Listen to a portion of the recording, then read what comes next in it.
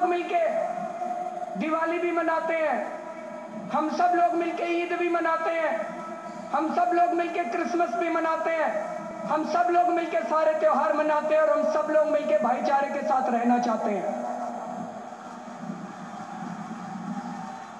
उन सारी ताकतों से मैं कहना चाहता हूं जो इस किस्म की राजनीति कर रहे हैं कि इस किस्म की राजनीति बंद कीजिए। दिल्ली के लोग इसे बर्दाश्त नहीं करेंगे।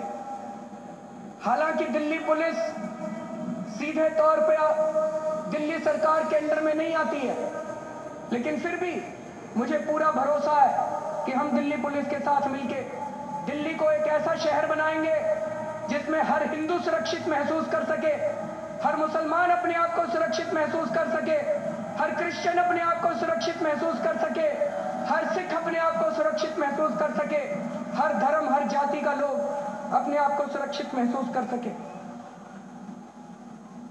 मैं अभी प्रधानमंत्री जी से भी मिलने गया था। प्रधानमंत्री जी को मैंने यही कहा कि हम केंद्र सरकार के साथ कंस्ट्रक्टिव कोऑपरेशन चाहते हैं, सकारात्मक सहयोग चाहते हैं। हम केंद्र सरकार के हर अच्छे काम में सहयोग देंगे और हम यही चाहते हैं कि केंद्र सरकार दिल्ली सरकार के साथ मिलकर दिल्ली को एक अच्छा और बेहतर शहर बनाने की कोशिश करे।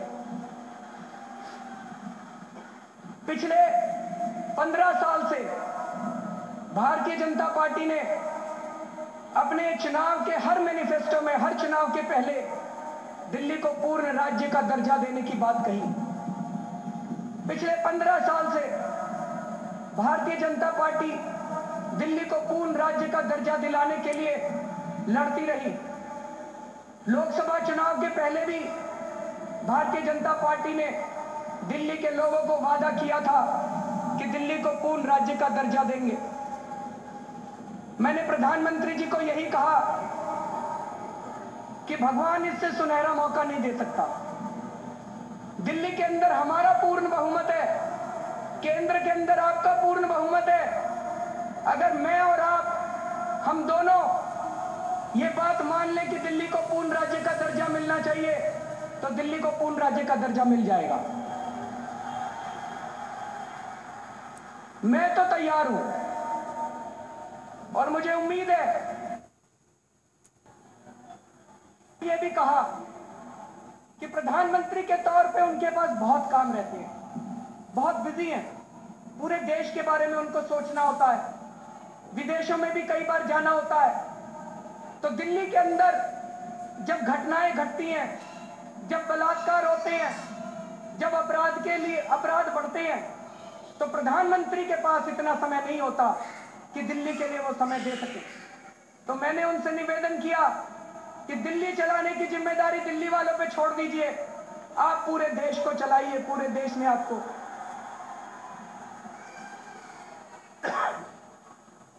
तो दोस्तों, ये आम आदमी की सरकार सबकी सरकार है। चाहे आपने हमें वोट दिया या नहीं दिया, मैं आप सबका मुख्यमंत्री हूं। उन 3 विधानसभाओं जिनके अंदर आम आदमी पार्टी के विधायक नहीं है, हम उन तीनों को भी अपना विधायक मानते हैं।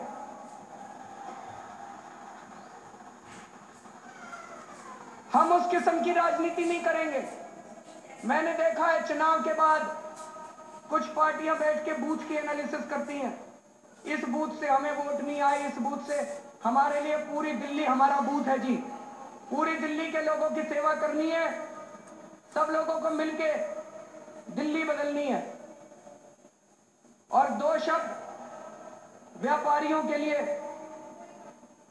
दिल्ली के व्यापारियों ने इस चुनाव में बहुत सहयोग दिया। अब एक छोटी सी गुजारिश करना चाहता हूं, सरकार चलाने के लिए तो पैसा चाहिए। मैं आप सब लोगों से, दिल्ली के सभी व्यापारियों से, सभी लोगों से आज मैं ये वादा करता हूं कि आपको कोई भी विभाग आके तंग नहीं करेगा, कोई भी विभाग आके आपसे पैसे नहीं लेगा। आप खुल के धंधा अपना बिजनेस करो। हम चाहते हैं कि आपका बिजनेस बढ़े, हम चाहते हैं कि उद्योग बढ़े, लेकिन अपना सब लोग अपनी इच्छा से पूरा पूरा टैक्स भर देना। और मैं ये वादा करता हूं, हो सकता है अभी तक जो आप टैक्स देते थे वो टैक्स में से कुछ पैसा चोरी हो जाता था, अब कम से कम आप जो एक एक पाई दोगे आपके पैसे को मैं चोरी नहीं होने दूंगा।